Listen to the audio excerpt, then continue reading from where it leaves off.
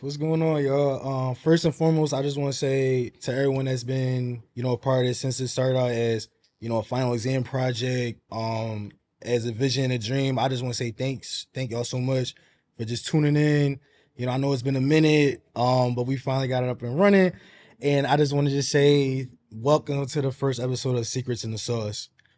Just to give a little insight of what we're going to be talking about throughout the season is we're just going to be giving insight on just the college life, before, during, and post grad, whether it's you being a student athlete, a student on scholarship, or you just trying to just take that extra step in life to just get to where you need to be. I just feel like nowadays there's a stigma going around where we look at college as it's a scam or like, it's not worth it. But in all reality, it's only that if you're going into a field that you don't see yourself going anywhere further in life. So I just want to just sit there and just say that we're going to touch on a lot of key things, just talk about like our funniest, most wildest moments, because that's what it's really mainly about. Like we want to show y'all like the positive light that college has and just the friendships that we made and just the journeys, just the life lessons. It's not always ugly, because every storm is out of rain. So with that being said, welcome. I just want to start saying, my name is JB. I'm born and raised here in Philly. From Uptown. I went to school, middle school at Holy Cross. Ended up going to West Catholic for high school. Then I ended up graduating with my bachelor's in media communications at Delaware Valley University. A little bit about me. I used to be a former football player. In high school, even throughout college. I stopped my senior year just to focus on my degree and just make a better aspect of things and just get what I got my money's worth. And also I have here also my co-host that I ain't about to just overshadow and all that because she played a major part in helping getting all this together. Been in my ear about this, and I just appreciate her for not letting this vision, this dream die, and that we can just keep this thing going and just hopefully sky's the limit. So Oh, it was good, JB. you know what I'm saying? Dang, that was really good. I try. That was really good. good. I'm Dama. I was born and raised in North Philly. I went to elementary school at JZoo. I went to high school at JB at West Catholic. Then I went to Widener on scholarship, and then I transferred to Temple. I majored in psychology, originally physical therapy, but things happen. What made you like? What made that change? Was it like just a better interest in that field, or was it just more so it was just like, damn, like I ain't really feeling this joint right now? Like, Well, I would say like the first 2 years I took psychology courses because it was like my minor to get into the physical therapy program. So I really enjoyed the classes. So I thought that might be a better fit. oh, it's P, because I ain't gonna lie, like I always love media communication. I ain't gonna hold you like just you know because I love sports. So like Mm-hmm. just seeing like sports analysts, like like we Mm-hmm. got Stephen A. Smith, Shannon Sharps of the world and all that stuff. Like I don't know, it just brought like just a brighter light to sports and just made Mm-hmm. it more entertaining, but just also informal and just giving like a great take on a lot of good like topics and stuff. Nowadays people just do it for clout and all that, but Mm-hmm. it's just I like the feel because it gave you also like multiple lanes. Like you didn't necessarily have to be in front of or behind the camera. Like you can be a teacher because this communications is also Right. part of it too. So like that's such a broad and like there's so many opportunities. Like it's just you Mm-hmm. can never just like be limited to one thing. Cause the one major I was always told like it was very limited was criminal justice. Really? Yeah. If you think about it though, a lot of my homies I know that's in that field, they graduate in that field, Mm-hmm. most of them just work in behavioral health centers. That's valid. Or they either security Mm-hmm. or shit, like just Yeah. working like security at school, most likely. I mean, not to throw shade on it, because I mean I took electives in criminal justice. That joint was actually P. I ain't gonna No, the lie. classes were fire. Yeah. But not that because I ain't want to get like off topic a little bit, but the first since like this the first episode, we just want to like we're not gonna harp on anything too crazy for you guys, like not to get too into deep. We just want to just share just our insight on what our freshman year was like Mm-hmm. at school, whether it was like the jitters, like the homesickness and things like Mm-hmm. that, and just like that first week. So let's take it back a little bit further. When you were waiting to start your first day of college, like what was like the main thing you was like excited about? I would say because we started early, so they had us come like 2 weeks before because of the scholarship program. So I was excited to, meet more people that look like me, see what my classes were going to be like, meet my professors, make some new friends. All right. Shit, whole time I'm over here like this. I'm like, man, I can't wait to see what these parties like. I can't wait to see what the vibe is, like all this stuff. I'm like, man, I'm on a team, like the college experience. Oh yeah, like, because you were on a team. Yeah, so I'm like, I'm in my head like damn, like granted, I didn't get to because originally like people thought like I was already off rip, ready to go to Del Valle, but in reality, I never seen myself there. Really? But yeah, I thought you were going to go there. No, I did. Like, well, the situation was at the time because people don't really talk about like that side of National Signing Day when you seen your homie signing and in the back end like you have looks, but in all reality, it's like what's the offer there is like, prefer walk on.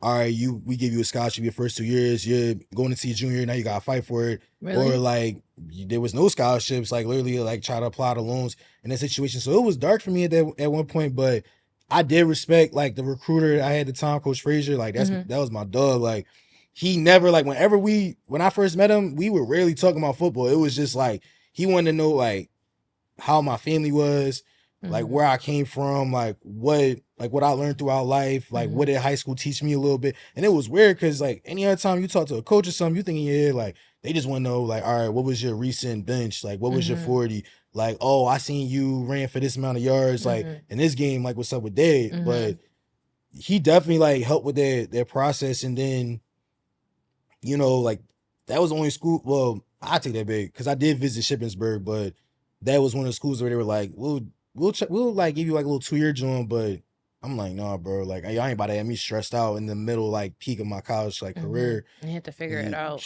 What? That's stressful. And mind you, I'm like, if I would have went out there, I'm like, damn, near almost 4 hours away from the crib. Like, not being able to, like, escape and all that stuff. But what helped with Del Valle was it was like 30 minutes from the crib. I didn't want to be that far away from my mom. Even though like she'll tell you I was the main kid. It was like, what? I'm moving far, far away. All this stuff, you tripping. Like if I got an opportunity to go to LA, I'm taking in chance. Like you tripping. Whole time I'm over here like, I don't want to leave y'all. Like I'm over here like trying to act all tough whole time on the back end like, man, I'm just big. Like I ain't trying to leave you. Like, but I'll just say my main thing also outside like the fun aspect of it was just like life on my own because. You gotta think about it, I'm the youngest of 3. And I always was used to like, like expecting like, all right, my folks gonna be around, all this stuff. And then like when it was time to go to school, I'm in my head like, damn, bro, I ain't really thinking about like how I'm gonna be by myself. Like obviously I'm not gonna be by myself because I got my roommate, but like just like just adjusting. Yeah, just like financing, like time management, not like no curfew, like see, I'm about to see, all right. My first dickhead moment, like ever in school, was when I called my mom asking her, can I go to a college party? Wait, you called your mom? Yeah. Why? Because I was so used to telling her, like, back in high school, like, hey, I'm about to go here. I'll be back at this time. It was so like in plain in my head. So I'm all hyped. Like, I'm all like, well, we about to go here. All right, say no more. All right, let me just. I'm in my head, like, just thinking, like, it's just normal. And I'm on the phone with my mom, all like, yeah, I'm about to, da-da-da. She go, so why you calling me? And That's I'm a good like, question. And I had, like, one of those, like, if you ever seen The Office, I had, like, one of those moments, I'm looking at Magic and Cameron just sitting there, like, you know what? Like, you got a valid point. Like, I ain't gonna hold you. Like, all right. But that and just, even though it's 30 minutes away, like, am I tripping? Like what was your homesickness like? Like, I don't know. I had a different reaction. I thought my mom was gonna cry. Like the way she hyped it up before I left, she like, it's gonna be so hard. I'm gonna miss you. I'm gonna call you every day. Shorty didn't call me until I called her. It lasted about 2 weeks. I said, yo, you didn't call me. She was like, well, out of sight, out of mind. Live your life. Whole time my mom was hype as shit for me to get out. She was ready. What? Because you're the last one. She was ready. Like, she was just, anytime somebody said all you see is that little smirk was like, she's like, can't wait. I can't wait. Soon as, cause I got there early too, cause we was in this like little summer program where like you did like you took like classes early and stuff. Right. Man, I remember like it was my sister and my mom originally that like dropped me off, and I just remember like up until that point, my mom was so hyped. As soon as we got up to campus, she all like all quiet. I'm just sitting there looking through the mirror like, you crying or something? Like, is she? Because my mom, if you know my mom, like she is sweet as she can be, but she tough as nails. Yeah. So it's rare to see her like show emotion. So like that was one of the few times, and like as a kid, and I'm the only one that looked like her, so I'm all hyped. I'm like, yeah, twin. I'm like, I know you gonna miss me. I know you gonna miss me, twin. It's okay. Like, you know what I'm saying? But what was like that your first week of classes? Like, I know it was syllabus. Like, granted, it was just an intro, like just to learn like what your class is like. Was there any like jitters or anything? Like, yeah, because it's like a fresh start. You know, you don't know your classmates, you don't know your professor. You get your rubric, your syllabus, or whatever, and then sometimes they go right in. All right, Friday we're gonna start a paper, or we have a quiz, or a group project. So just depended on the class, but for the most part, it was chill. Did you know anybody before you got to Widener? No, I didn't actually. Really? No, I did. My roommate. I chose my roommate because how did I meet her? We went on Kairos together. Dang. So I chose her as my roommate because I didn't know anybody else going. Man, at least you knew somebody. Dang. Yeah, I knew one. And then, you know, you come in 2 weeks early, so you get to know everybody that's already on campus and kind of cool with them. Y'all hang out, y'all go to eat together. Hang at the class. I ain't gonna lie, like, I would say, like, we kind of like we was on some Joe shit, like what? I ain't gonna lie, cause like my homies, like we already knew each other before we got in the summer program. Really? So like there was a group, all of them, like a good chunk, cause the majority of us was on the football team. That's so true. Like I remember, like I think it was either Billy or it was Juan at the time.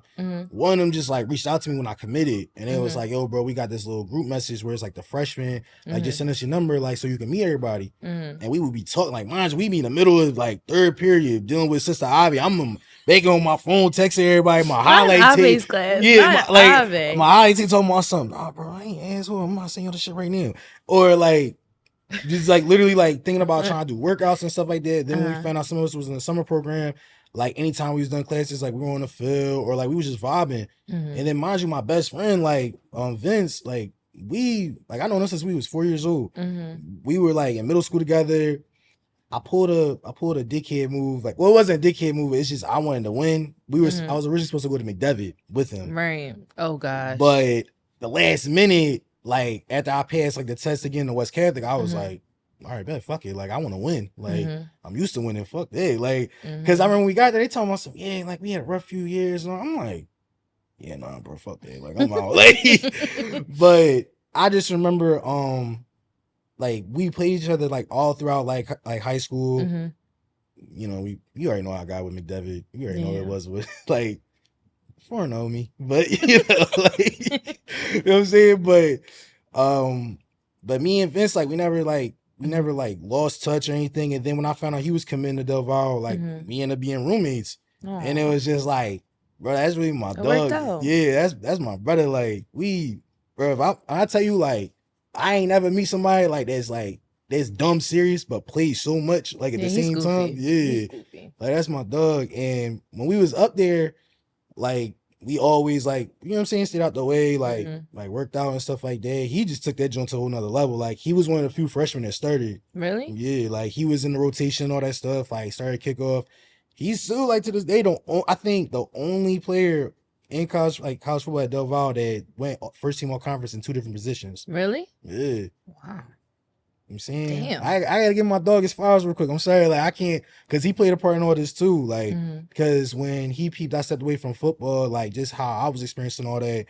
He never gave up, like on me. Like, and even my homie Ira, like they was the main ones in my ear, like just telling me like not to lose that spark, even though I wasn't with football. Cause you know, at West, that was like that was the thing, everything to us. That was everything, bro. That was your personality, like that was your identity, like. Like you couldn't tell us I'm shit. on a football team. Yeah, like but remember though, like that's how we used to move though. Like we were like a pack. Yeah, like and I didn't realize like when shit was going left for me, like in college, like I thought like everybody was going to like do what they did back in high school, where like people was around, but then shit started to fan. Then it was like, damn, bro, I saw my real homies. Mm-hmm. There ain't no shit on that, nothing like that. It's just like that's just part of life. How it was. Yeah, but I just say like, so that was a big aspect too going into college, was like I didn't want to part two what I experienced, like where I had like a little trust issue going in, but I say Vince, like that, I feel like that helped me out a lot, because I'm like, I got my best friend up here. And then I had a few homies that was from Philly, like Reem, Quaddy, like they played at Prep Charter. So like we got cool instantly. Like my man, like Khalil Room, like, cause we used to talk shit every day about that whole Newman and West beef, like all that shit. Like Keith, like he was there too. Like, so it was like there was a lot of Philly in it, like there. So it still felt like home. Yeah. Then it was like the bed all the time. Like, yo, I can't, like, the amount of shit like we did just out of boredom was just like, it was never nothing harmful though. Like let's just put that out there real quick. Like, it was never on no harmful shit like we ever like was just like fuck it. It would just be like, oh damn, we broke a chair. Like, oh, we trying to do fucking jousting with the tables and Sounds shit all the about time. right. Like, you know what I'm saying? Like little shit like that. Listen, I think my dickhead moments was when somebody dared me to steal ice cream out the cave. Like, It's not that bad. It is kind of bad though, because it was, well, not bad, but like, I'm the Definitely reason why a there was dickhead cameras in the cave now. Oh, you made the boycott. That's crazy. No, but I stole a whole pint of ice cream. That's crazy. Like on some drunk shit though. Like, it was like I just walked in. My homies was like, nah, bro, you ain't gonna do that. I was like, bet money. I saw $70 right there. I said, fuck it, because you know $70 to us to a college nigga, that's like, it goes a long way. That's like 400, like like food stamps. Real shit, like, you know what I'm saying? Like, you tripping. Somebody gave me 70 bones freshman year. Oh yeah, bro, I'm making that shit stretch. Like, but what was all right? Because like nobody really talks about like what was your mental like during that time though? Like when everything started to like settle in. When you're like, all right, bro, like I'm in college, I'm an adult. Like it kind of, I don't know, it was kind of lit. Like, you know, you're away from home, you figure things out, you learn how to make your money stretch, you learn how to make like, you know, your meal plan stretch, so that way you're not spending your money before the end of the semester. You might get a job. I think I had a part-time job my freshman year. I had a radio station freshman year. And then I got into my sorority in freshman year. So I kind of met a lot of people all in that time. So it wasn't like a bad transition where I was mentally like checked out to where like, damn, like I'm away from home. I don't have my friends. Like it was a solid freshman year. Damn, no, that is P. Shit. I say mine was like, I guess it's like that welcome to the college like world experience. It was a reality check. Cause I think I ain't gonna lie, I hate to admit it, but I was such like a, like, what? I wouldn't say a narcissist. I would just say I was I really thought of myself highly. When reality, like when I got there, I didn't even like stamp anything yet. And it was very humbling. Like I'm all thinking, all right, bro, they ain't got that many DBs at the time. I come in like, they like, nah, bro, you third string. And I'm sitting there like, is there a way for me to like still play? Like, shit, you better think about like special teams. I'm over like. So what's third string? So you got starters, obviously first, second is backup, third is like, you know, first and second go down. Shit, that's when you get your chance. But I didn't let it discourage me though, because it kind of like, you know, obviously seeing my dog like do his thing his freshman year, like that always gave me hope. You feel me? Even though I didn't really see the feel like that my freshman year, like I still, you know, did what I had to do in practice. Like even though, like if I made a mistake, it was 100. Like I went full 100% with it. Like it wasn't no like I hesitated or whatever. Like I had moments, but I think taking constructive criticism really like made me grow. Because I think in high school we kind of got. Baby, I don't want to say it was weird. Like they would curse you out, but then on the back end like hit you with like, come on, bro, you know I ain't really mean that. Like you know you my I got dog. you. Like we'll figure it out. Yeah, whole time in college, like they really in your mid, like face bloodshot red, and you sitting there like, hey, bro, like you not gonna come talk to me, like you ain't gonna like, you know what I'm saying? Like you over there saying like really contemplating, and I think like my position coach at the time I had, like Coach Wright, he was, even though he was, I think he misunderstood. He a very like thorough bull, like, and he really cared for his kids. Like I will never sit there and bash another coach or anything, because like if anything, he taught me like tough love in sports. Like if I felt like if he wasn't talking to me, that man I was like on some bullshit. Like or if he did address something, that man he cared, like type shit. But I think also too, like going against other people from like outside of PA, like we had people from Delaware, Maryland, Virginia, some people from Texas. You had somebody from Florida, like. But it was just weird because that was my first time seeing like, wow, just because you big as shit don't really mean you a dog. Like I would see people that were like damn near like this, that had like heart of a lion, and it kind of like, and people kind of downplay D3 thinking like, oh, like that's just the scrubs, like that's just rejects, and it's like, nah, bro, believe it or not, like a lot of the rejects from D1 end up coming here, because I think like you had like a few people in the league like that was from D3 schools. Like his name was like Cecil Shorts. He was like a top receiver like in like D3.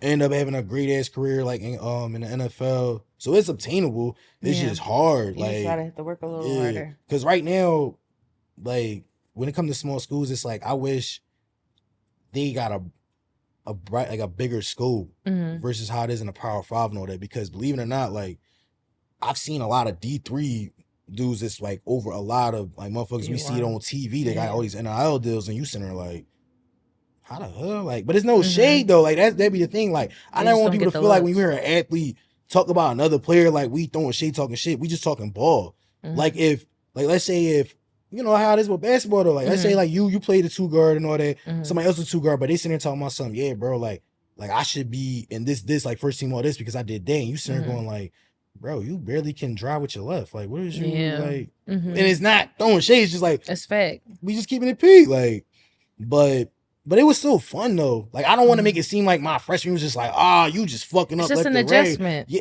bro. It was a weird ass adjustment for me. Like, no, weird ass adjustment. I'll say like my freshman year, like coming into Widener, like, you know, in West, we had white teachers, of course, but it was just like all my professors were white. Most of the people on campus are white. Like all the black people you see on campus is like the same 20 people all the time. Yo. And then you go to you try to go to parties, and then you go to the door, they tell me, so nah, you can't come in. Real spill. Like, oh my gosh, like, I thought it was just me. Like I was hyped this shit going to college. I'm thinking then you like, gonna go to the party's gonna be lit, they get shut down, or they not gonna let you in. Or they play the same 5 songs, or you got everybody posted on the wall trying to like be on some cool shit. And it's like, bro, like somebody start tanking or something before I dip. Like, you know what I'm saying?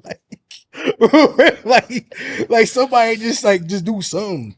I mean, maybe it was a blessing in disguise though, because I heard a couple of Coke stories. I don't keep me far away. Keep me far away. If we want to talk about, I got one for you. If you want, I was trying to keep this shit in the bud, but if you want to talk about it, so my first ever college party, first ever joint, it was at this lacrosse crib.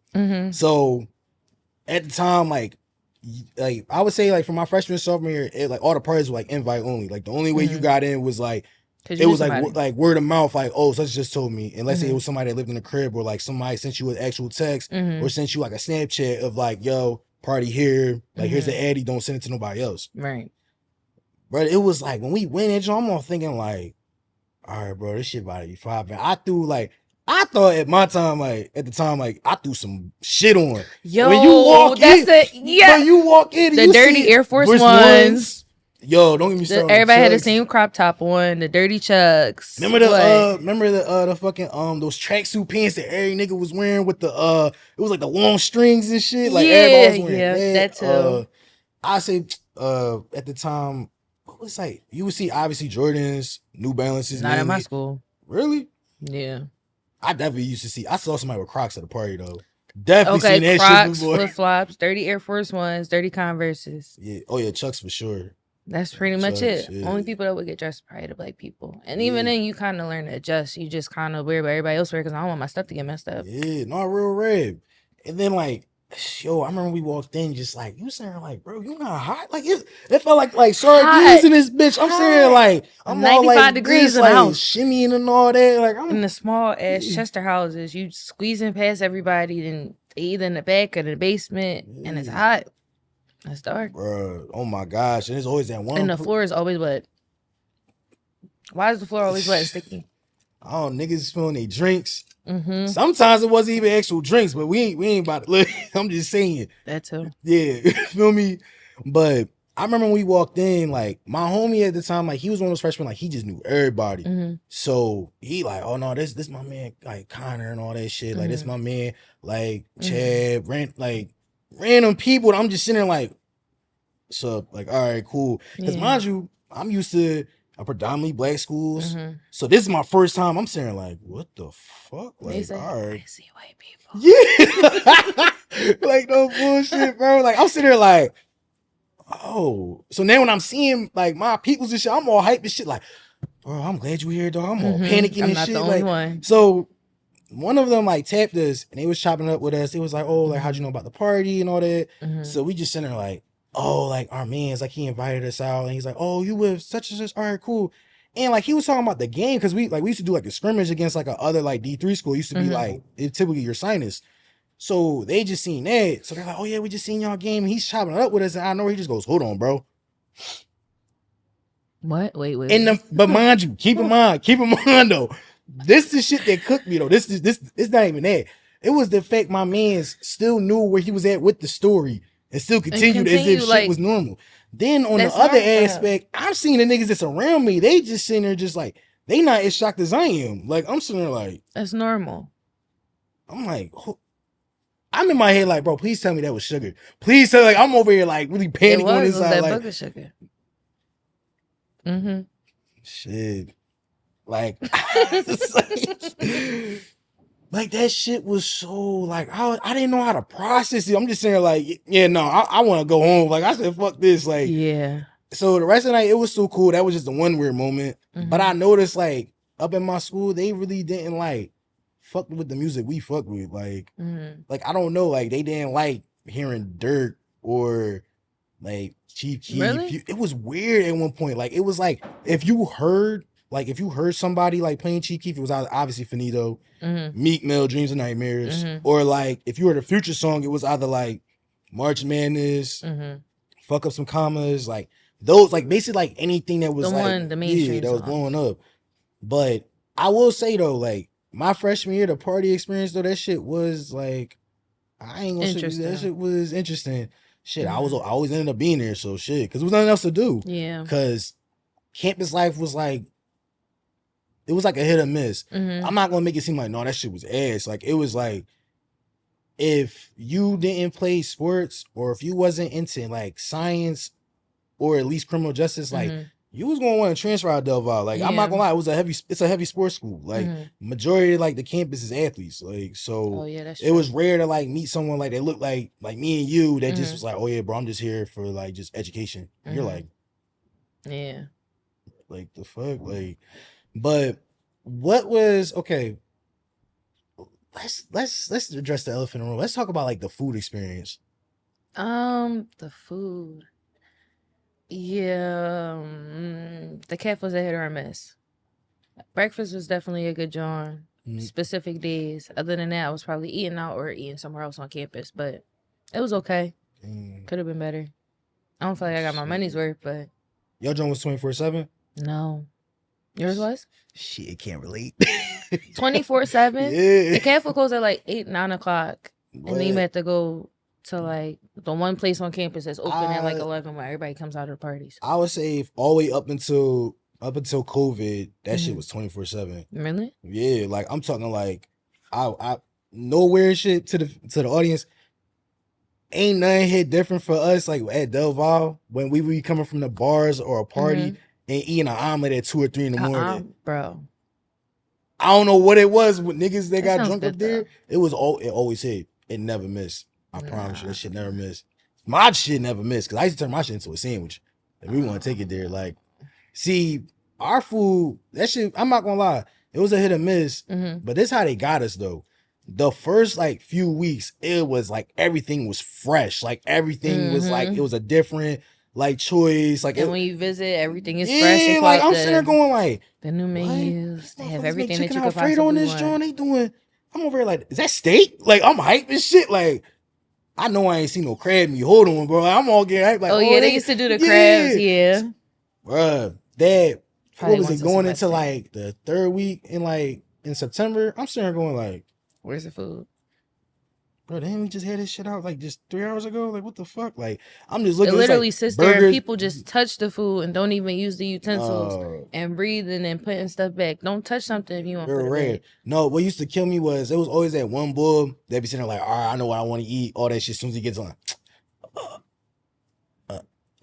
can And you just give hold me up one the line, second? bro. Like, I give me got one class in second. 15 Like, minutes. Come on, I'm trying to get my food in real here. rat, mind you dumb man, because you sitting like at my like at the time like where I had like meetings and shit. I'm sitting there like, bro, come on, dog. Like I got like 3 minutes to hurry, but run down to like to the facility, like get like watch film and shit. And you over here contemplating about which fucking fry you want. Like, bro, it's still a fry. Like, It's come the same on. fries that we have every single day. Like, what was like? Was there like a professor that stood out to you though, like your freshman year, that made like your college experience, like your beginning of your college years, a little bit exciting, or like made you like kind of motivated for the future? I would say it wasn't until my sophomore year when I had my African American Studies course. That was the only black teacher I had at Widener. Damn. And she was foot to ass, hand on neck. She was like those, but she was very stern. She was very structured, and she showed that she cared. Everybody else was kind of like everybody for the most part. Damn. I had maybe one psych course where I liked the professor. Shit, I say. I think that's a part of the reason why I transferred. Honestly, because you probably didn't feel like you had like a supporting village up there, and like, and that can be weird too, especially when you already feel out of sorts because like it's a new environment. I don't see that many of me up here, and it's like, I know a lot of them seem like they were older and kind of like stuck in their ways compared to like, you know, you might go to Temple, you might have a young professor that's like 35 or 40, 45, and they have like a different kind of like more like a worldly view of like the world we live in today compared to like people who are in their 50s and 60s and they're stuck in their ways. Shit, nah, that stubbornness as professors, that shit's a real thing. Like I seen that before. Like I like I would say like I didn't meet like a professor that really I knew that really wanted to see me win until like it was like my junior year. Really? Yeah, I had it was two of them. It was my man's Doug.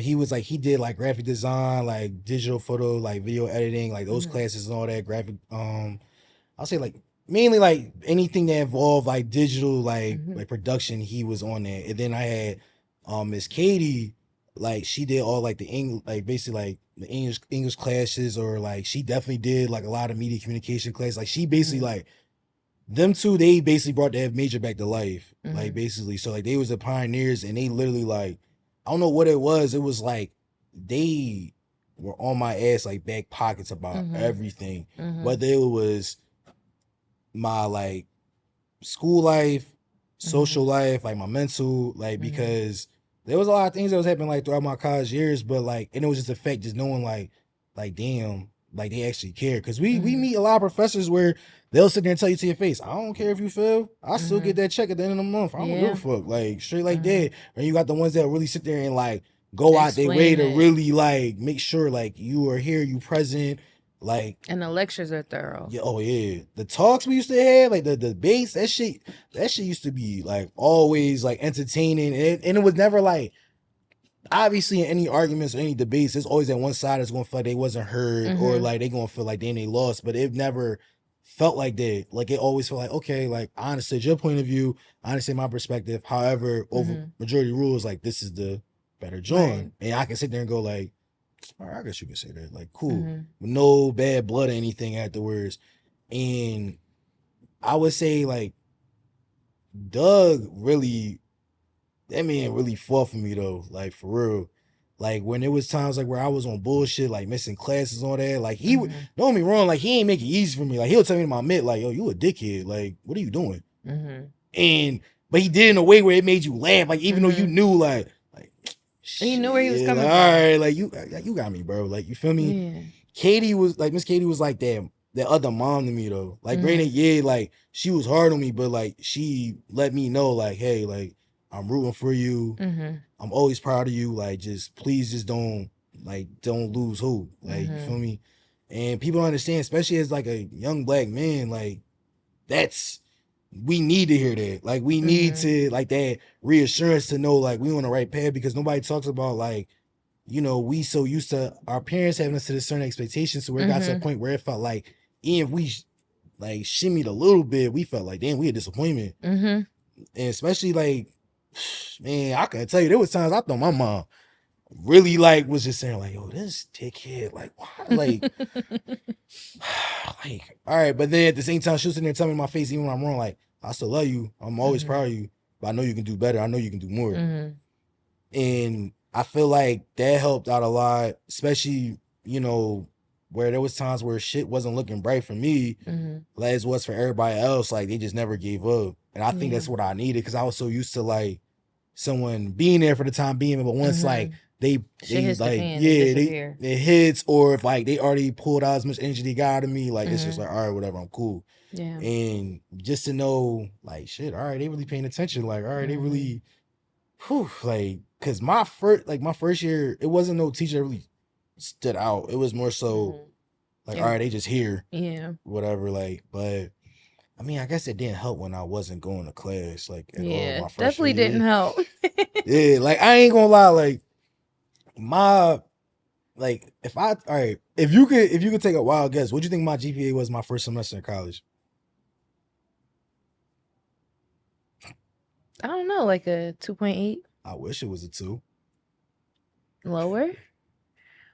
Like, 1.5? JB. Really? Yeah, dead ass on 1.2. Oh. Swear. Like, I was just so, cause I was so used to how I was at West for a little bit. Like, I got, like, I'm saying, like, all right, bro, I can just turn this shit in tomorrow. Like, I can just, or I just hit my mans, be like, yo, bro, I know you did that shit yesterday. Come on, bro. Like, just look out. Help me out. Like, real rap. And I got so used to that. When I got to school, that shit was just like, I had a hard time, like, grasping on, like, how to take notes without it being on the board. Like, dealing with teachers that, like, didn't stop the class at all, or just, like, the test, like, the amount of tests, or, like, imagine you walking to class, like, at 8 a.m., and somebody talking about something, all right, 50 question pop quiz, like, each point, like, each question's, like, 15 points or some shit. And we literally started the chapter 2 days ago. Literally. Like, the syllabus week, I was hyped as shit. I'm sitting there thinking, like, what? Like, I ain't gotta come to class? Shit, you tripping. I'm about to do all this shit online. Like, I'm hyped as hell, thinking, like, all right, I'll pop a class if I gotta do tests here and there. Until every time, like, we had this thing, like, with football where if you was a freshman, you had, like, study hall and class check. Now, I made it to them shits. But, like, if we want to be real here, like, I wasn't doing work.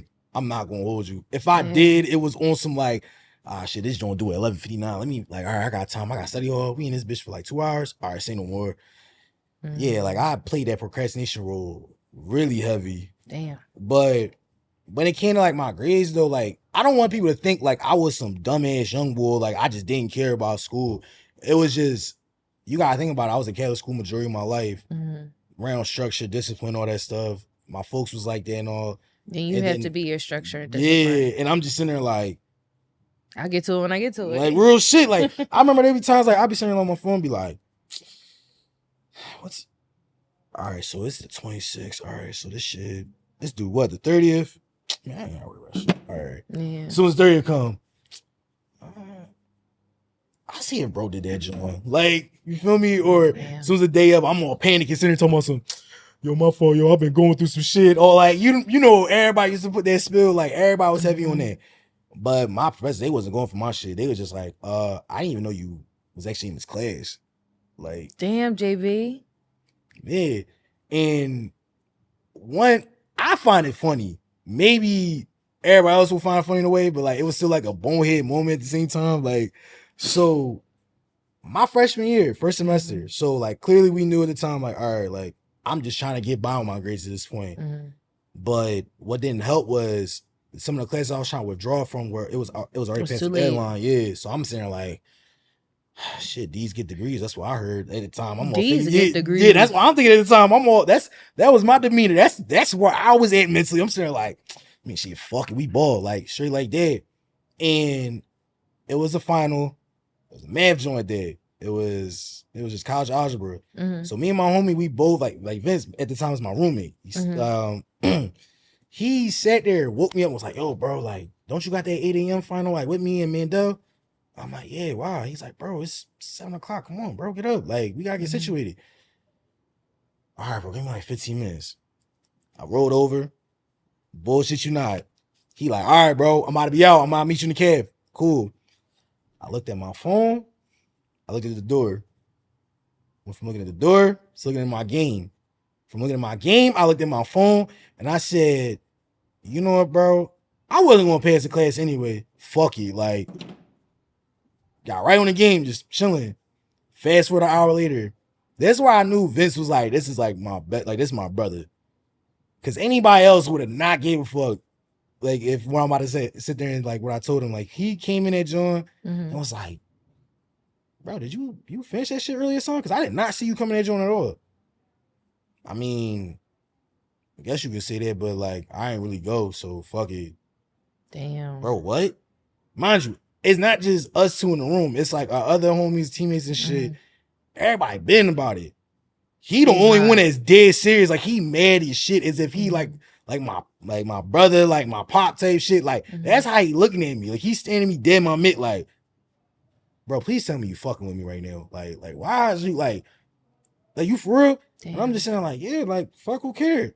And he just went at me, like just snapped at me, basically telling me like he told me like what I needed to hear at that time. Because I think like whoever I was around outside of him was just so used to the bullshit that I was doing that they just looked at him like, all right, bro, well, we don't really know him like that because we just met him and shit through football. So we just thinking it's just him. Like, so if he don't give a fuck, I'm not gonna give a fuck.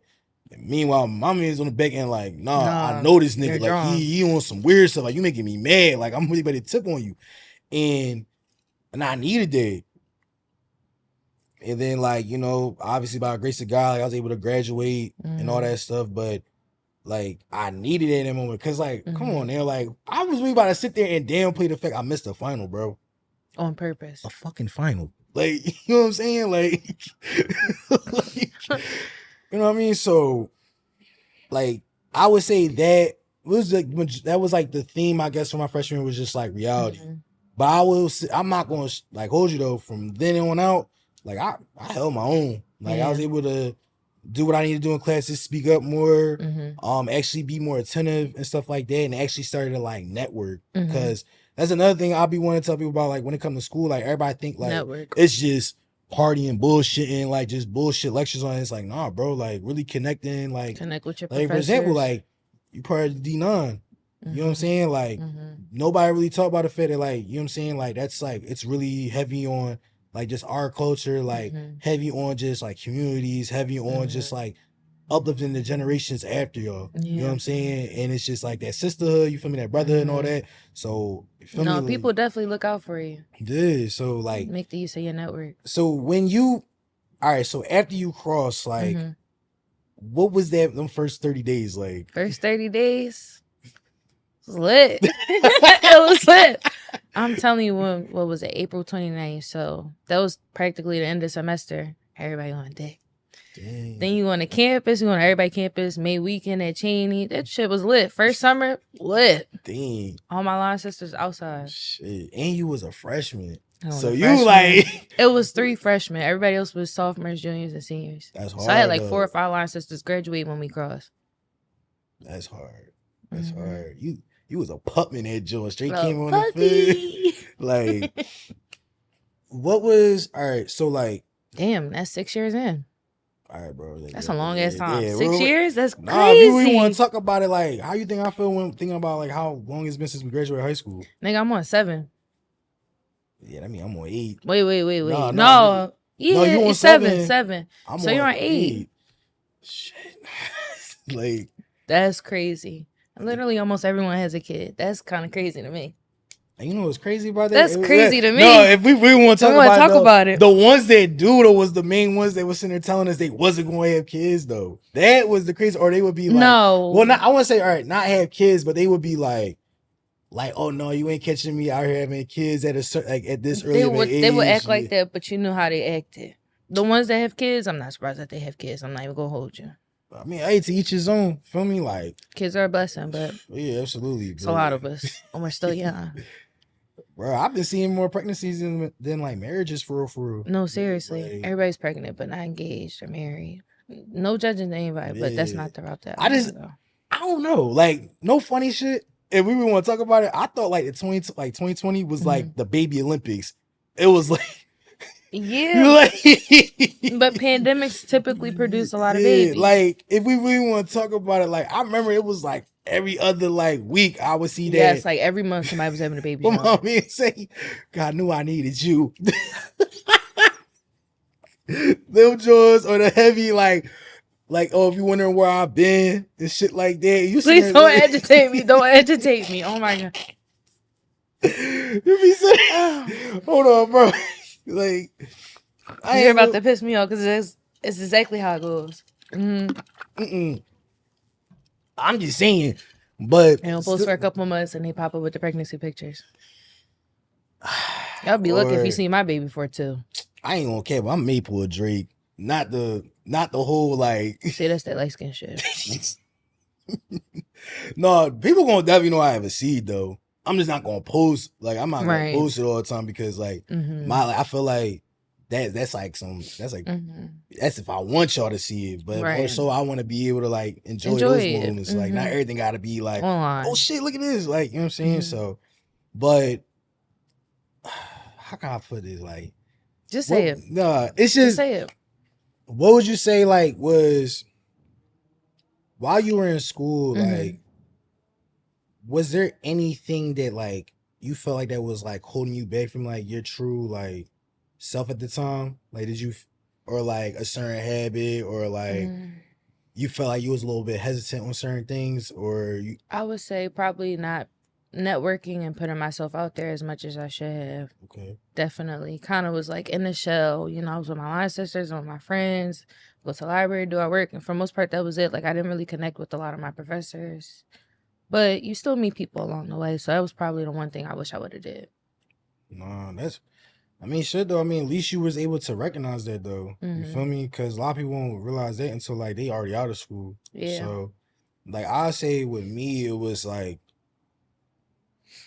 I wish like I didn't suffer in silence so much. Like, I wish like I was more like upfront about how I was feeling about certain things, like more vocal about like how stuff was when it came to football at the time, where it was like, instead of, all right, if I'm not gonna be playing, like, what is it that I need to learn? What is it that I need to do?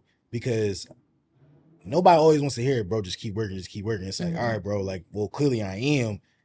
And I keep running into the same wall, this barrier. Like, so how do I get past the wall?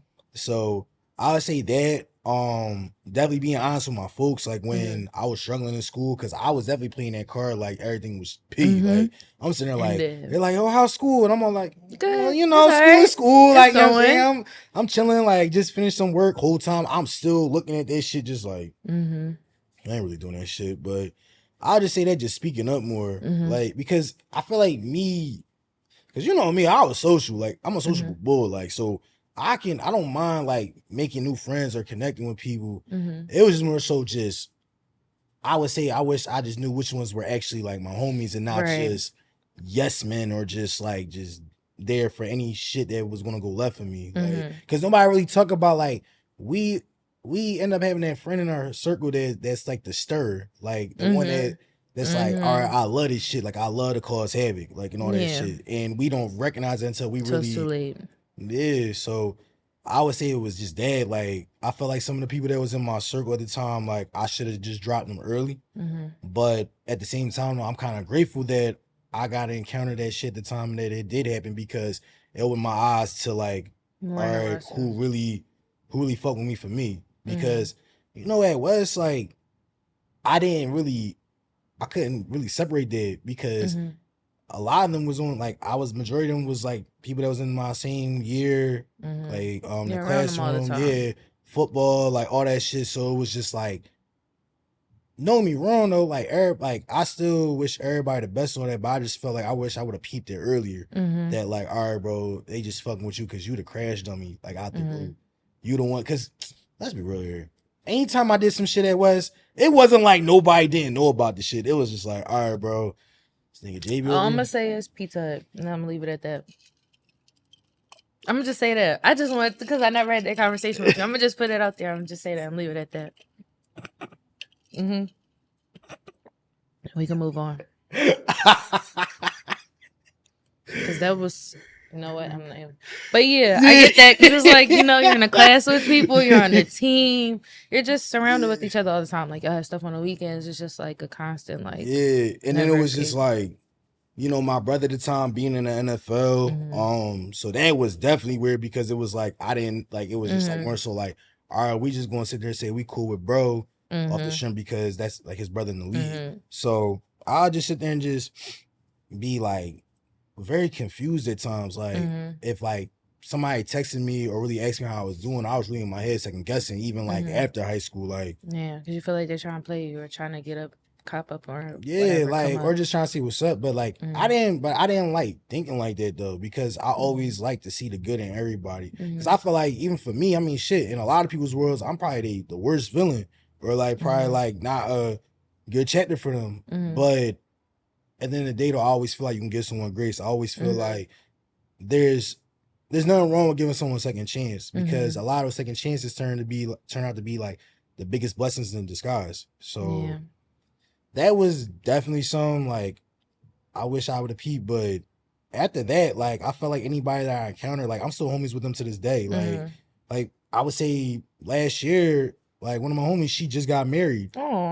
And it was just crazy to think like, damn, bro, we used to really be chopping up all in the apartment, just chilling, vibing, like going out and all this shit. And like you married now, like I just like recently, like she's due, like baby girl and all that. So it's just like that's really crazy to think about. Like we're really adults. Yeah, like you know what I'm saying? So like hearing that shit, like you like, wow, bro, like we at 18 thinking like we was gonna be married by 24, 25. 24, 25, we have a baby. I'm over here like shit, I'm gonna be in the league. Like I'm gonna have 3 kids by the time I'm over here like shit, I could wait.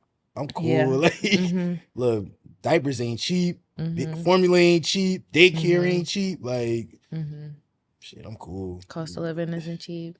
Nah, but I also, if we want, like, if that's the case, I do want to shout out any single moms or moms that became newly moms during their college journey and still stuck it out, whether it was your bachelor's, master's. Like, just want to shout out y'all, because nobody really be giving them their props on that too, because you gotta think about it, like college is difficult, and then to be a mom, a new mom, like, I can't imagine.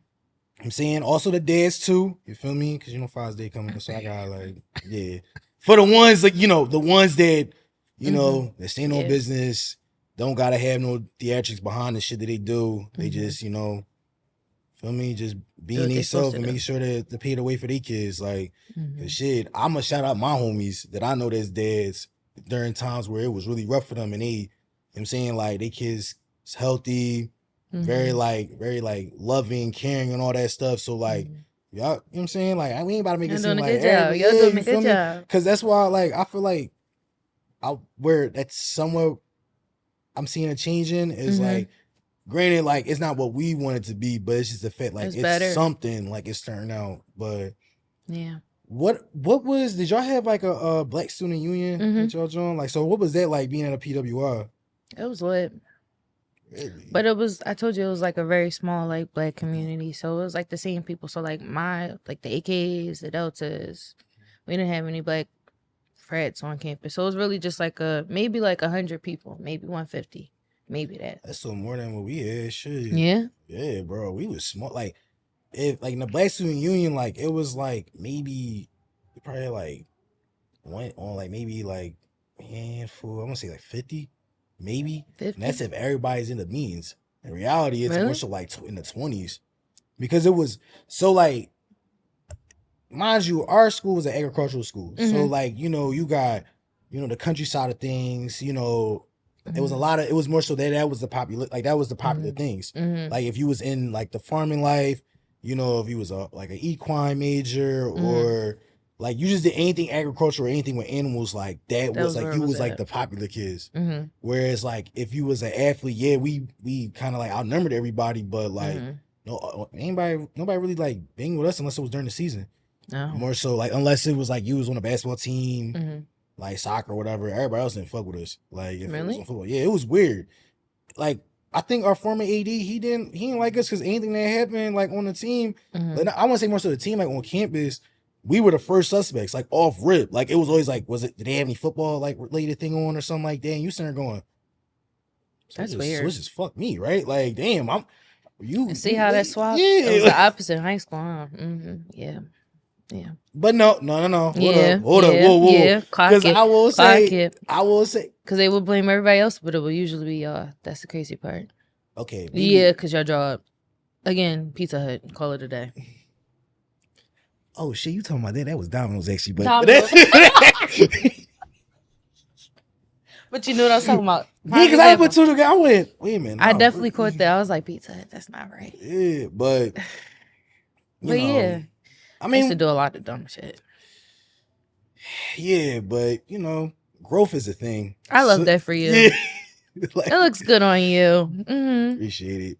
It had to happen. I mean, shit. That's why I'm kind of glad everything happened at school because, I mean, there was times I was saying like, damn, bro, I could have been like this whole time, but I needed that shit to happen though. But everything happens when it's supposed to. So what was like? Was there anything that like threw you off? Like, all right, so y'all doing dorm life. Let's talk about that. Was y'all on like y'all on suite or it was like a community? Like it was hell. Oh shit! Freshman year, I was lucky to be in a building that had AC. They had freshman buildings that didn't have AC, and they charged $46,000 for tuition alone, not including housing. Y'all was only 46? 46, so it was really like $65 a year, and every building didn't have air. That's kind of ghetto to me, a private school that doesn't have air. But my building had air. We had communal bathrooms, but they were nasty. Like, it would be hair on the wall, tampons in the shower, shit like that. It was disgusting. Damn. 10 out of 10, don't recommend, won't do it. Get a suite. Nah, we see. This how they set us up. Our summer program, they had us in suites, so we all like, oh, this shit popping. Like I'm like, mind you, then I already knew this was gonna be my roommate going into that fall like semester. So I'm like, oh shit, this might be our like actual room. Like, all right, bet. I'm hyped this shit. Trenches. Towards the end of our summer program, I can't make this shit up. They started giving out these random ass like little pieces of paper, and they had like your name, your room number, and what dorm you was assigned to. So we reading this shit. I'm like, Berkowitz? The fuck is a Berkowitz? I thought I was in South. Like, that's what I'm in my head thinking, like, I'm already in the suites. So they were like, no, like, that was your summer dorms. Then y'all going into y'all fall joints. So at the time, I'm saying, like, okay, like, all right, if South is like this, it got his own bathroom, all this shit. Can't like, be that bad. I'm like, it can't be that fucking crazy. Central Air, I'm like, come on, bro, it gotta be the same. I bullshit. Like, you feel me? Like, walked in, that shit felt like I was in projects, like, straight like that. Like, so, mind you, but what made it kind of funny, like, fun, was, like, our dorm was, like, the littest. Imagine this, right? The first floor is all boys, and every single one of them is a football player, including the RAs. Mine was like that, too. And then the second floor, all the RAs are athletes. I think we had 2 that were football players, and one, she was a girl's lacrosse. So you had co-ed dorms. Yeah. And we was majority of us was athletes, like equine majors or like cheerleaders. Like it was a blend, and it was lit. Like, oh my gosh, I'm talking like, imagine this Tuesday night, you hear niggas in the hallway rap battling. Oh my God. Slap boxing, like, I'm running down the hall. Yeah, running down the hall, you feel me? I mean, shit, the shorties, like, if they was vibing too, somebody to come around and be like, let's do a twerk off, shit like that. But, anyway, like, feel me? Moldy Mole is what they call my building. Huh? Moldy Mole. They call it. The building had mold. No, they called us Burganistan. Oh my God. Yeah. Like, literally. Like, because we was always drawn, like, doing the most. Like, I remember we broke the vending machine because they did that too. Yeah, because like, so the shit, because they were like, them Jones notorious for stealing bread. So I'm guessing somebody that was like, I guess wasn't sober, because this is the only way I can see somebody doing it, and they had to be strong as shit too. Like, imagine like you just chilling and you hear this loud ass bang, like almost as if like something just like completely like just like destroyed whatever. So we run down, we just see it, like, man, you just see like one of like basically like the little like leg restaurants, like you just see that shit stuck into the vending machine. How you do that? I really want to ask Cuz that though, cause there was times I punched on that joint. I thought like that shit was about to break. He just straight said, fuck it, just broke that joint. Or when somebody threw the fire extinguisher down the steps, like That's dumb. it was dumb, but like A lot of dumb shit. It was in college. like niggas just wanted to see a theory real quick. We just, you know what I'm saying? See what was gonna So happen. I'm like, I give it a little pace because that's some shit I do. Like, just to be like, Mhm. damn, bro. Like, I believe it. but I would say the only time like we all came together and it was lit was K Crawl. So St. Patrick's Day. really, That's the only time they wouldn't break up the parties. Like we would sit there and day drink all day damn. and go from house to house to house to house to house. I And they would let say, everybody in on K Crawl because I guess they were drunk enough, but damn. that was fun. See, that's not, I mean, now I'm a little jealous. Like, cause our joint was a little weird. Like, our party life was like, It's like I think they do it at Bloomsburg too, Yeah. like a block party. man, now I'm all buttered and shit because Should have came to Widener for K Crawl. When I had a good time. I like to win. You know what I'm saying? Like, we need it. Just saying. Okay. I mean, Okay. we had the only times like I would say like our school was jumping was I say A-Day was like it was basically so it was like a week where like it would be like all this like anything like farm life related like little like carnival things here and there like sounds food cute. vendors like shop vendors like stuff like that. But the party life aspect of it was like kind of jumping because I think we would like our last day of class that week was on a Tuesday. You got motherfuckers like doing day parties on Wednesday. Thursday is another like, but it wasn't just like, all right, it was one party everybody was going to. It was like it was multiple houses, like at so the same time. I'm trying. So all my homies that's watching this, if I get this joint wrong, just text me. I remember my freshman year, we had the wrestling house. It was 2 lacrosse houses, and then it was 2 basketball cribs. Okay. So imagine like out of those 5, like there was at least 3 out of the 5 that would have like parties throughout the day during A-Day. And it wasn't like no, all right, like y'all can't come in. Like it was just like fuck it. Like you here for A-Day, fuck it. We all here. Yeah. Like fuck it. And it was more fun though. I ain't gonna lie. Like that was like my littest moments. Like I was in school, or when I went traveled to other schools, cause I ain't gonna kid. Like Child, Cheney, Lincoln. See, I ain't Westchester. Oh no, I ain't gonna lie. Westchester, that was like my second school. I ain't gonna hold you. That was. Shout out to my brothers there. You know who they is. You feel me? Like when I'm telling you, like it would be in the middle of the semester, like on a like Thursday or some shit. That's random. Yeah, and it would be lit. Well, they always had something to do, so we would slide out. Or I remember when I went to Howard. Damn, that's all I'm gonna say. I was just like, damn, like we never went to Howard. No, when I tell you like that was the first HBCU school like I ever like seen. So like to see like, and we went to a game where they was playing against Morehouse. Oh, that's so I'm seeing like all the Devon Nine. I'm seeing like just the atmosphere, like you know the actual march. Like that was the first time I seen drumline on some real life shit. I ain't gonna hold you. Like I witnessed. I don't know. Excuse me if I'm saying this shit wrong. I seen like the director of the band. Literally cursing the fuck out of somebody that did like I'm guessing like the the little trumpet joint, whatever. But like really going at this motherfucker. No, like they take that shit seriously. Like, but I seen it in his face. Like, yo, like they have band fraternities. Bro, he didn't blink at nothing. Like, you know how mad you gotta be to curse somebody out, and you didn't blink not one time. Like, just hear me out, just one time. And and it was just like, yo, this shit really real. Like, just. And everybody was just like the culture, just the atmosphere. Like any culture. Like the networking was crazy. Like the minute I said to somebody like, oh yeah, I'm in media and communications. Oh shit, we got a little TV station down here. We be doing broadcasts and all this shit. And I'm sitting there like, damn, why my school don't fuck with us like that? But it also comes down to like who the alumni are, you know, what you bring in, revenue, all that shit. Like, and that was the thing that kind of like threw me off. Like I had to really learn, especially in sports, like politics, like that shit is real.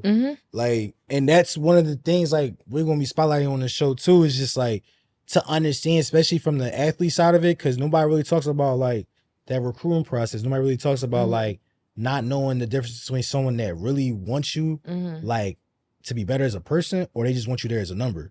Versus, all right, you sitting there saying you want to go to the league, I'm gonna really get you there. Versus like, all right, I'm gonna just sell you hope. And all that. Like people don't really talk about that. Like from my first experience, like I seen like kids where they were dogs on the field. Like it was no question. Like seeing like all right, bro, like we be a dickhead and not have him on the field. And let's say you see this one guy that's in, you're like, why the fuck he playing? And then you see at practice, like you see how he is with the coach, like, oh, he be kissing ass. Like, okay. But nobody want to really say it for what it is or really, you know what I'm saying? Like really talk about it. But that'd be really what it is sometimes. Or like it'll be a case of that. Or if like they don't fuck with you, they don't fuck with you. Yeah. Like, and it gets. You could be a good player and they just don't fuck with you. Exactly. Like, and I just think mine was more so, I just think like they just didn't know how to like where to place me on the field. Because in high school, I didn't really have a true position for real. Like it was either I was in an outside linebacker. I was technically a corner, but I didn't really see corner like that on the field unless I was an outside linebacker and I played special teams. So it wasn't really no like set position I really had going to college. It was just like, all right, I'm gonna go in as a DB. All right, what position? I mean, shit, I think I was a corner in high school. Like, like you know what I'm saying? Like it got to that point, and then just to get ready for camp, and they're like, oh, we're gonna try you at free safety.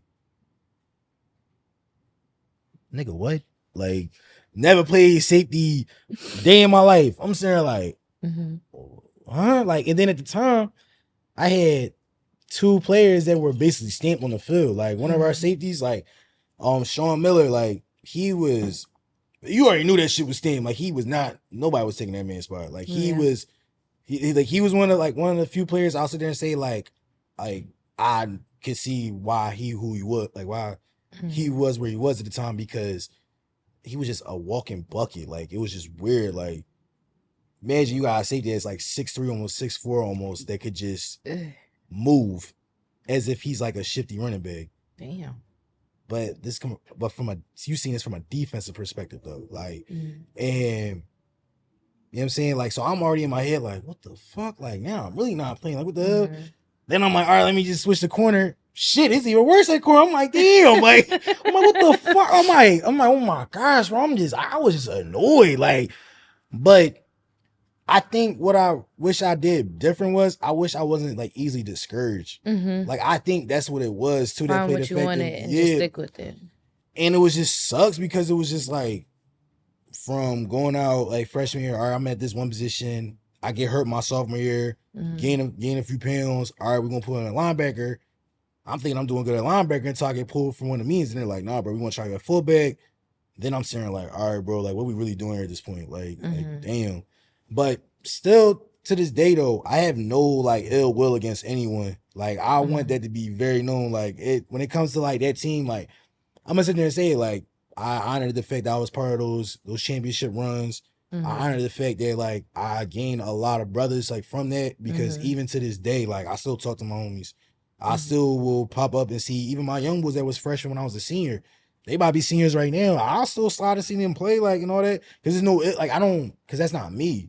Because I feel like a lot of times, like, in life, like, we don't talk about, like, I literally was just at church about this. Like, we don't really talk about really letting go of, like, any type of hurt or trauma we feel like someone inflicts on us. We always feel like we're entitled to feel, like, to our trauma. Like, I should.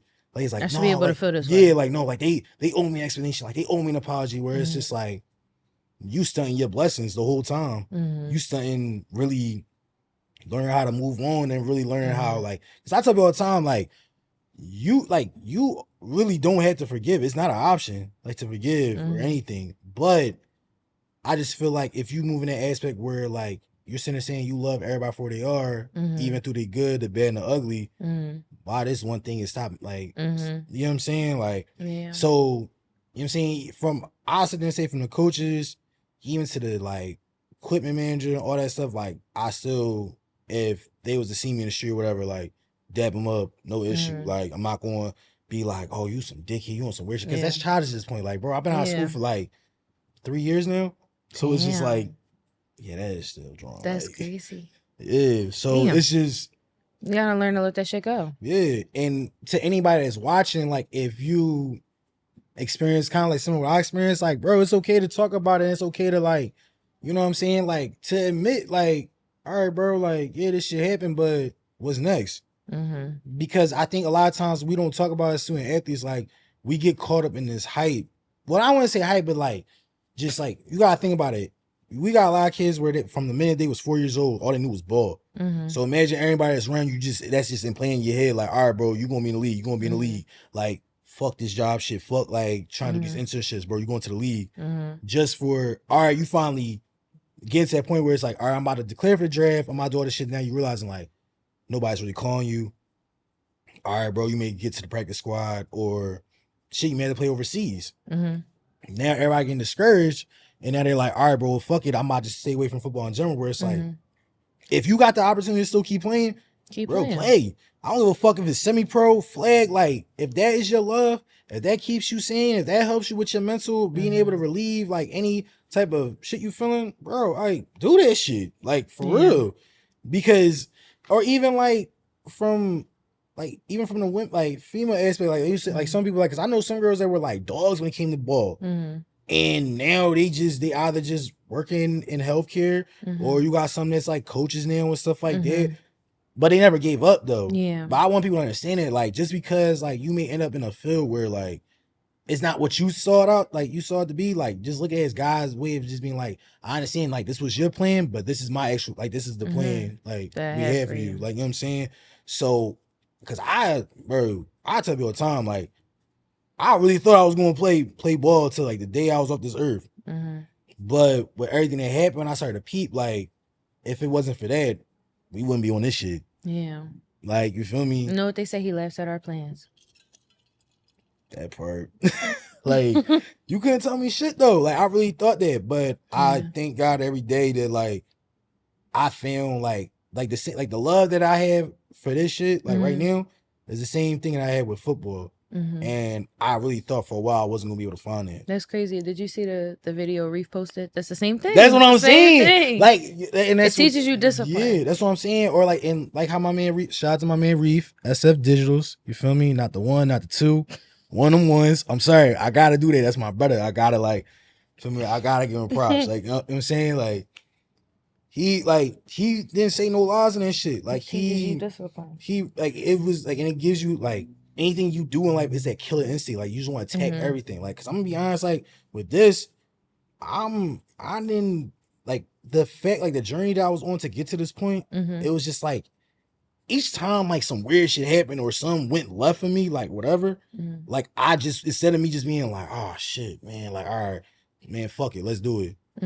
All right, okay, shit. Cause at the time I was trying to buy my own shit. I'm like, all right, let me try to do this shit myself and all that. I was straining myself out. But then I had to really sit there and get clarity. I'm like, all right, yo, like just for the time being, let's think about like alternatives. Let's think about what we can do. Cause a lot of times like we get easily frustrated to the point we don't even be seeing like, and so stuck on one idea and like, all right, I have to have plan A, I can't have plan B because it's not gonna work out, and then you get stressed the fuck out and overwhelmed. Real. Not realizing like there's all these alternatives, like all these other lanes, like because work smarter, not harder. Real shit. And that's something you need to learn about college too. That is one thing. Shit. Listen, because that phrase can mean that phrase can mean like a few things, but for the ones that know, you know what I'm saying, like, hey, shit, that's what you got to do. You know what I'm saying? But and also too, I think the main thing, like, I feel like even just in life in general, we need to start doing is just giving ourselves grace. Like, nobody really thinks, like, we don't really sit back and think like, wow, bro, we came from like the mud from this shit and really like end up being college grads, being able to experience what we experienced, the journeys that we've been on, the people that we like connected with. Like, there's people that would die for that shit. Like, literally, like, they would love to see 1/3 of what we see. Yeah. Like, I don't know. Like, that's why, like, nowadays, like, when I be seeing, like, people discouraged with, like, even from the college aspect, when they be talking about how, like, oh, I'm not in the field that I'm in, it's like, bro, like, all you need is faith is the size of a mustard seed. It's up. It's up from there, like, literally. But what's, like, what would you say, like, as far as mental health wise, like, because, you know, May, it is, like, it's still mental health awareness. What did you feel like on a scale of 1 to 10, like, your mental health was like during your first year? First year, probably like a 7, 8. Sophomore year, probably like a 4. Dang. Yeah. What, like, did you, from that jump, like, do you feel like there was anything during that time you wish like you did differently, or like you're glad it happened the way it happened? I mean, I think everything happens for a reason, but I would say like reaching out to people and not feeling like you're on the ship by yourself definitely would have made things a little bit easier, and try not to, get so overwhelmed into playing better. I mean, shit, Yeah. that's for real though. I always tell people like it's okay not to be okay. Like Definitely I is. feel like we never really sit there and grasp that. Like we always think because we see ourselves to everybody as this persona or like this identity, like I can't fold, I can't show that I'm weak, I can't, especially in young black men too. Like I want to say, and especially in young black I women feel as like our well. moms are like that. Like Yeah, my mom was always like, "All right, you're upset, but how you gonna fix it? Let me get a second to get myself together and feel what I yeah, for feel, and then we real. can move on." No, I'm not gonna lie. Like I used to tell people all the time, my mom is the reason why I'm brutally honest. Like real shit. Like cause that's how she raised us. Like she never like, cause she knew what we were gonna expect in the real world. Like not everybody was gonna like just say something so They give you like, chances. yeah, like you know what I'm saying. And like I just say, um, literally at the time, like with my mental health and all that, like I just wish like I wish I could have told myself, bro, you don't got a good poker face. Like that shit is ass. Like stop. Like everybody and their grandma can see there's some off. Like you can like, and you know me, bro. Like I even like when y'all first met me, like I always went to bed, always played around, always was smiling, like all that Yeah, shit. but you So could always tell when something was wrong. yeah, like you know what I'm saying. Like, and I used to be sitting there like, yo, why everybody in my mid? Why everybody saying this? And it's like, well, dickhead, you over here looking mad, like you ready to tip on somebody, and it's 9 o'clock in the morning. Like, you know what I'm saying? 7 Like, in the morning, bro. real red. Like, I'm in fucking lifting. My coach looking at me, dropping a joke, and I'm over here like, bro, what's your problem? I don't know. You know what I'm saying? Like, it got like, but people don't talk about it like with your mental Yeah. health. Like, there be times where like you're not okay and you don't know why. Like, and I'm just kind of glad like I had like the vision I did around me, because like I will say like talking to like my sister, like, and my brother, like even my homies, like I sit there and say like, you know what I'm saying, like shout out to my sis Jordan, like she always been like my voice for me, like in the family and all that. Like even when I was like diagnosed with ADHD, like she was always fighting for me, vouching for me, all that shit. So it was just like I could go to her about anything. So I always like during those times, like I wish I like spoke up more to her and told her like yeah, bro, I'm not gonna lie, like this life shit getting weird for me. Like I don't know how to manage, trying to be a football player and a student. Like that shit was hard for me. Like I'm gonna be straight up. Like people make it seem like it's easy. It's really not, It's because hard. it's like, let's say every day you wake up 5 in the morning, you got lifting at 6. From maybe like 6 to 7, all right, that's your workout done. From 7 to like maybe 7:30, you got time to eat. You get ready for your 8 a.m.s. So like let's say from 8 to like, I'm gonna say, because I used to get done around like 12, well, I had 12:15, so I get done at like 1:30. So around that time, like you going into treatment, like chilling, whole time on the back end, like now, all right, I gotta go to meetings. From meetings now, I got practice. Practice now, all right, got study all. All right, you eat. Then you eat literally like you got maybe like 2 or 3 hours reality, like to do your work, shower, and just actually chill. And that's for like, I want to say what, August, September, October. Damn, almost potentially 5 months that you're doing this. Every day. So I want to say to like people that's currently in school right now, like college athletes and all that, like it's okay to ask questions about balance in life. It's nothing wrong with it, because a lot of times we get so caught up thinking like we know that we got it. Like Everything. I don't know what it is. Like from 18 to like 21, like we just sat there and was just like, nah, bro, we grown. Like fuck it, I know what I'm doing. And then the whole time we on the back and like yo, man, like how the hell you apply for this shit? Like I don't. Wow, why you yelling? Like you all getting like, Fast for, oh my yeah, God, like, yeah. You're real, yelling. Come on, calm down. I'm yo, trying to figure for it out real, like too. no, or like the times like I had to go to the tuition office, all Oh embarrassed, my like yo, that God. walk of shame up them damn steps, yo. Oh my gosh, like anytime like I get that text like you have a balance of, I'm like, yo, Mom, you busy? All right, so he just sent me an email talking about this, that. Now she all Meyer snapping at me, and I'm all like, Mom, I'm just a messenger. Like, you know what I'm saying? Like, I'm just trying to tell you, they talking about something I can't apply to my classes next semester if I don't hear this. Like, but shit, that I want to say, like, also, like, trying to manage, like, your social life, too. Because, like, just to go back to when we talking about, like, you know, that friend circle, like, how many friends would you say you're so cool with from your freshman year? Maybe like 2. Damn. I was expecting you to say like 3 or 4. Shit, she's like 2. Probably like 2. Damn. Was it like more so with the other friends? It was just like a fallout, or it was just like everybody just grew apart? Probably growing apart and transferring and just not being around each other. That's probably well. Shit. Yeah, be like that sometimes. Nah, for real. How like for the most part, it was like my line sisters, and then it was like people I was cool with. I didn't really have like a lot of close friends. Okay. I had like 4, maybe 5, 2 that I still talk to. Let me see. Was it so like? Let's talk about this though. What? Can we address the elephant in the room? Like how drama was back then? Like how it was like our first year of college, like that college drama, like how it's like literally just like how it was with high school, like all over again type shit. Yeah, it's like senior year of high school. Man, like, did you feel like any of that ever like distracted you? Or like, no, I definitely had to check a couple of people, but all right. So if someone is currently dealing with like drama and shit, like while they in school, what would you tell them? Like honestly, that it's not that deep, and if people want to put drama into your life, just leave it alone. Like you don't have to be surrounded by that. That doesn't have to be your friend group. Find friends that are actually filling your cup and not taking out of your cup.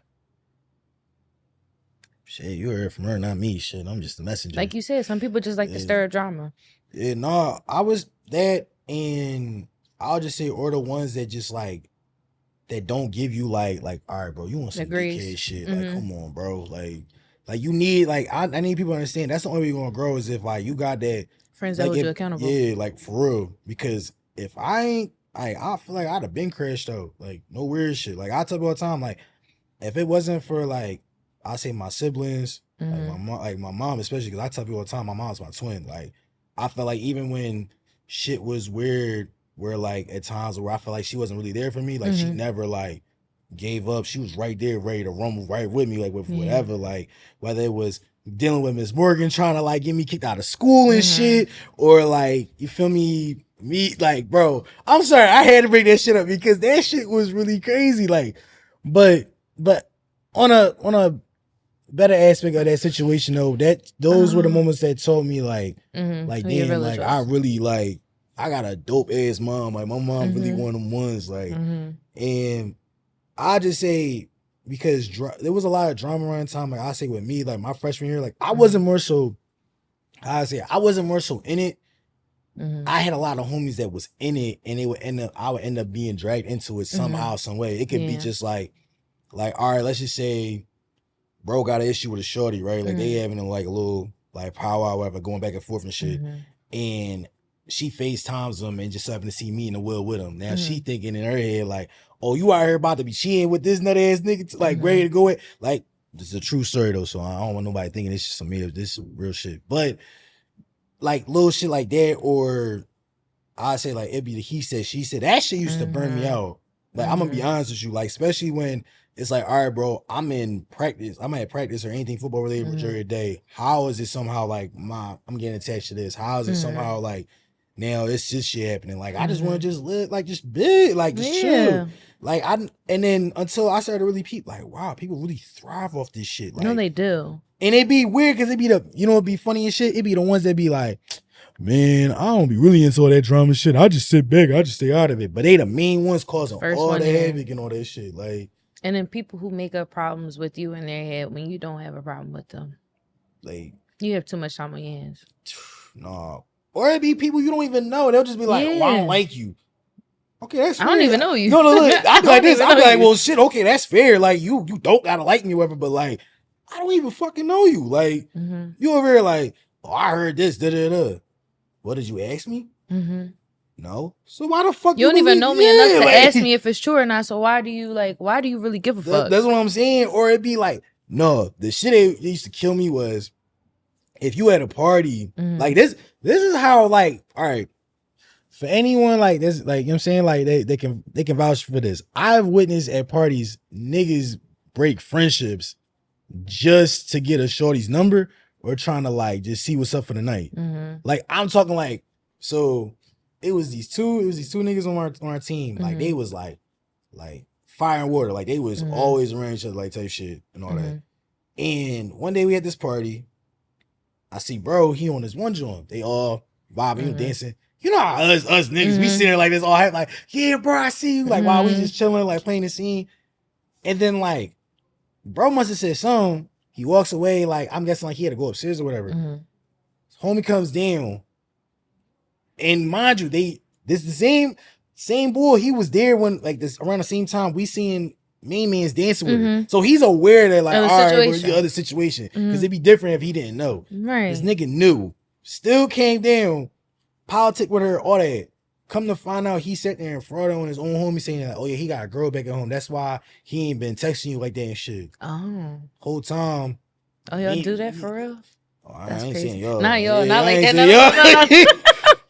I'm gonna keep it a bean. If you my dog and you sit there and tell me like, oh yeah, bro, I'm trying to see what's up with this person or like in a situation, bro, I'm your biggest fan. Shit, go for it. Like that's weird for anybody to do stuff like that though. But now the other side of it, I witness girls tell they boy like homie like whatever. They'll be like, oh yeah, your girl, she don't fuck with you like that. Yeah, like, I heard that little too. shit like that, or and all that. Now boom, now it's big ass, now it's Young and Restless and shit, General Hospital, all that soap opera shit. Like I ain't for that. Like, but I just wish like how you said like how you had to check. Like I wish like because I was so at the time I didn't know how to like really address people without coming off aggressive.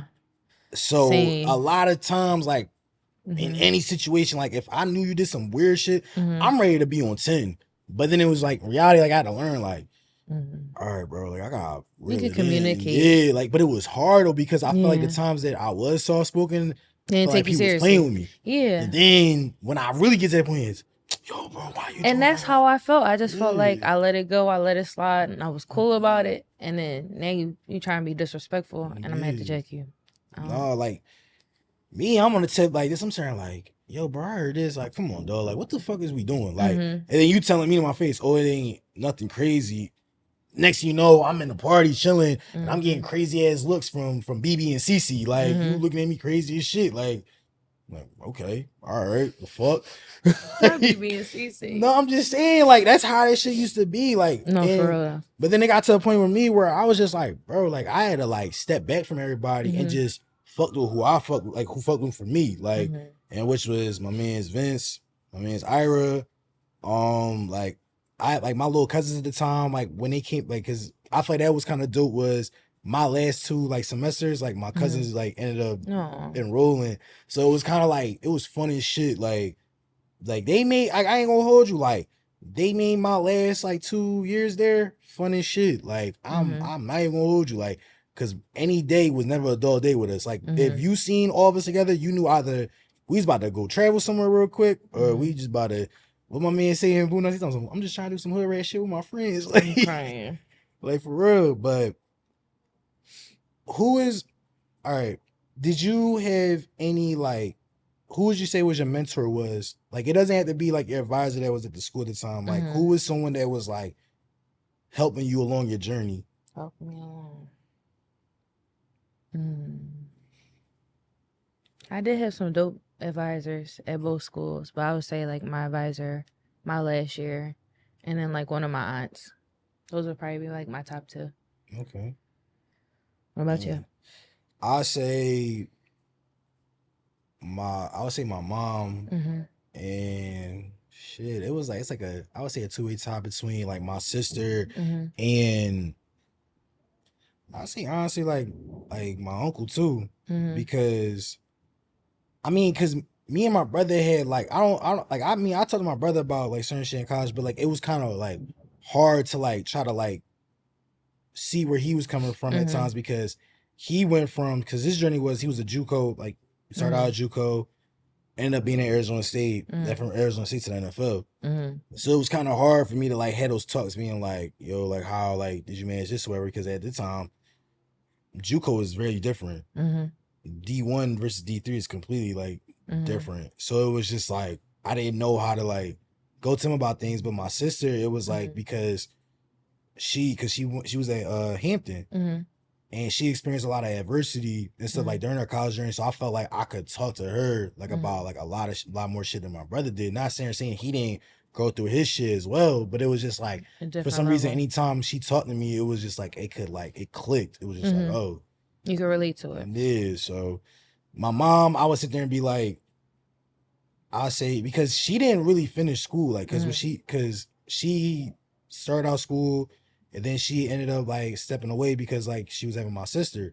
But like I still tell people to this day, like I be wanting to fight for her to like finish, because like she's one of the like naturally most like smartest like human beings I ever met. Like for someone to not be in school and the manage to like handle, like not, I won't say handle, but like raise like 3 strong kids, and we all like in different fields of life, like, and then we for the right reasons, like I'm sorry, mom, I'm popping like your shit for you. I'm sorry, I got to, like, and your mom can, like, I'll sit there and give roses to your mom too, because think about it, like they already seen the vision in us, and kept pushing. Yeah, like you feel me? They could just sit there and just been like, all right, they don't want to do it, fuck it, like, but they seen something that we didn't see at the time, so like, and gave us grace. Real rap, like that's what I'm saying. Like we don't, like, cause we think sometimes, like, cause our parents can be sometimes our toughest critics, but we gotta understand at the same time they are our biggest supporters too. Like, so I don't want anyone to ever feel like when your parents being hard on you and shit, like, bro, that mean they really love, like they love to shout you. Cause trust me, like if they don't say anything, then I'd be more concerned. Like, but like it's just, I say more so like, what was one word to sum up your freshman year? One word. I don't know, fulfilling. It was what I would have wanted out of a freshman year of college. Okay. What about you? I say growth for sure. Like, not to sound cheesy, but definitely growth. Like, because I feel like going into my sophomore year, my demeanor was different. Like, I was more confident, like, in the stuff that I was doing. I wasn't scared to like fail. I wasn't scared to like try new things and shit. Cause that was another thing too that I feel like was stung me a little bit, was like I wasn't open to doing a lot of other things. Like, cause I would say like I started fucking hiking my sophomore year, like being in the woods and shit. Like, then like later down the line, like I ended up being a farmer for one summer and shit. Like, so I just wish I did that shit a little bit earlier though. Like, kind of, cause that would have kind of like, I felt like would have broadened my vision a little bit more, like making it like to see like, bro, you don't have to just be an athlete. Like, look at all this shit you learning, and like, and you really having fun with this shit, because we really have a tendency just to pick a job just because of the salary. But like not really realizing like, bro, you gotta have love for this shit. Yeah. If there was anything you would tell your younger self before what you knew, like before everything happened, what would you say? To be patient. I kind of wish I would have just took like general classes or been undecided like my freshman year to kind of really figure out what I wanted to do. So I'm not like all over the place. Like I'm about to go back to school for something completely different. Yeah. And I wish I would have taken my time.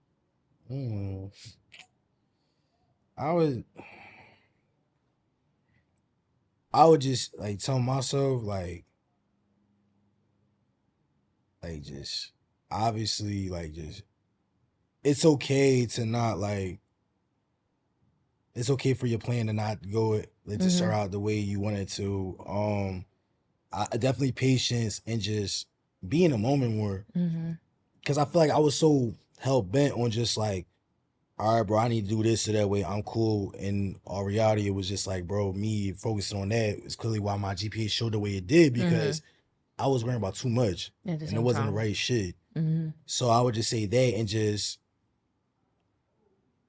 learning to like not be so like hard on myself, because I think like coming from that environment at West, like we saw ourselves as like the end all be all. Like, you know what I'm saying? And I think when shit wasn't going my way, like I really was like heavy in my head, like, bro, what the fuck am I doing so wrong? Like, what is it that like You that's feel like a not failure almost. clicking, like was not grasping and all that shit. But I'm just like, I just wish it wasn't like the way it was, but I'm glad now because now I know when like those moments do happen where shit hits the fan and all that, like I'll be like, all right, bro, let's just obviously pray on it first. And then I just sit back, reflect real quick and just be like, all right, bro, like, yeah, this some nut shit. Like, this shit is foul, but we gonna be cool. We gonna keep it P. Like, we ain't gonna crash out. We ain't gonna like fold, because that's not what our mom like taught us to be. Like, you know what I'm saying? So why start that shit now? So, but I mean, I feel like we kind of like talked about a lot right there. No, I think we're done on time. No face. I mean, if you ain't got nothing to say, I ain't got nothing to say. I just want to sit there and just say, to everybody, thank you so much for tuning in. Just I appreciate y'all being so patient with us. I know we've been trying to do this for a minute, but as you can see, we finally got the ball rolling. And you know, like, y'all voices matter to us too. So like, if there's anything from the show, like any feedback, anything, like something else you want us to tap into, by all means, if you know anybody that's like that you want on the show, that you feel like that is perfect for like any topics that we be talking about, like what the insights, by all means, just shoot us like a DM. Either it's like mine, because mine is HNDRXIV and __ KHALIDAH. And the main page is secrets with a Z, in the sauce, all one word. And just shoot us a message. Like, we're gonna respond. Like, I don't want y'all to feel like it's not no bougie shit or whatever, where like we just disregard what y'all saying. Like, because if it wasn't for y'all, this vision wouldn't be possible. If it wasn't for y'all, like, we wouldn't have the knowledge that we do now and the insights on everything. So you guys are just as important as we are in front of the screen and the TV, laptop, camera, wherever the fuck, you know what I'm saying, you watching it from and all that. But just for real though, just like, I thank you guys so much. Just for real, just like, if you like, cause you guys play a part in this just as us, don't be scared to take a chance. So I just want to say, that's it. We did that, JB. We did this. We did that. Damn.